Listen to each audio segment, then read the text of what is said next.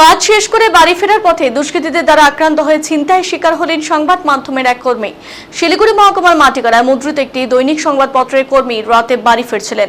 সেই সময় দুষ্কৃতীরা দ্বারা আক্রান্ত হয়ে শুধু টাকা পয়সা ব্যাগই নয়, তার মোটর বাইকটিও ছিনতাই করে নিয়ে গেছে বলে অভিযোগ। ঘটনার জেরে চাঞ্চল্য ছড়িয়েছে বাগডোগরার গোসাইপুর সংলগ্ন কলেজ মোড় এলাকায়।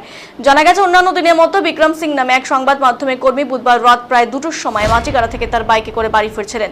সেই সময় 3জন দুষ্কৃতী অস্ত্রশস্ত্র সহ ওই যুবকের পথ আটকায়, তাকে খুনের হুমকি দিয়ে তার সর্বস্ব লুট করে নিয়ে যায়, ফের মাটিগাড়া রাস্তা ধরে পালিয়ে যায় বলে অভিযোগ। আজ বৃহস্পতিবার তিনি বাগডোগরা থানায় লিখিত অভিযোগ দায়ের করেন। বিক্রম সিং এর দাবি, তার ব্যাগের মধ্যে 5 থেকে 6 হাজার টাকা ছিল, সেই সঙ্গে আধার কার্ড, এটিএম কার্ড সহ অন্যান্য গুরুত্বপূর্ণ সামগ্রীও ছিল। অভিযোগের ভিত্তিতে ঘটনা তদন্তে নেমেছে বাগডোগরা থানার পুলিশ।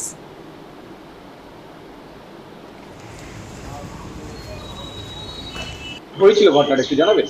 হয়েছিল বলতে, আমি আনন্দবাজার প্রেসে কাজ করি মাটিগাড়ায়। তো প্রতিদিন আমি মোটামুটি 9টার সময় যাই, 2টা 2:30টার সময় বাড়ি ফিরি। বাড়ি আমার গোসাইপুরে বাতলা বাড়িতে। তো কালকে ঘটনাটা কী হয়েছিল, কালকে আমি যখন ডিউটি করার পরে বাড়ি যাচ্ছিলাম গোসাইপুরে, তখন কিছু ছেলে আমাকে দাঁড় করায়। 3জন ছিল, ওরা স্কুটিতে আসছিল, ওদের হাতে অনেক কিছু ছিল, বাঁশ চাকু অনেক কিছু ছিল।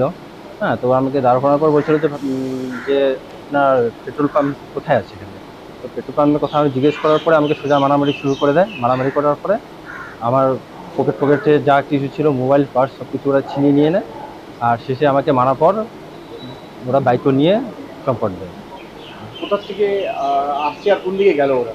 ওরা মাটিগাড়া হয়ে আসছিল, আবার আমার জিনিসপত্র নেওয়ার পরে আবার ওইদিকে রিটার্ন হয়ে চলে যায়। কি মনে হলো, প্রাথমিক অনুমান কি করা হচ্ছে যে কি ধরনের কথাবার্তা বলতে ওরা?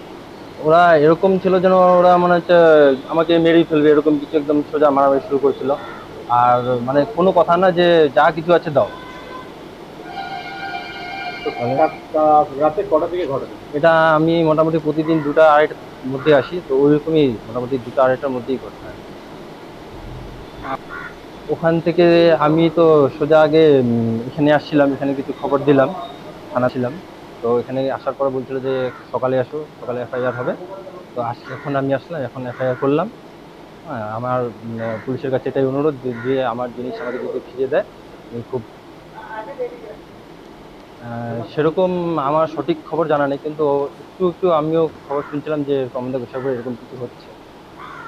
তোমার নাম? আমার নাম বিক্রম সিংহ। কত বছর ধরে প্রেসে কাজ করো? আমি মোটামুটি ওখানে 2013 থেকে কাজ করি।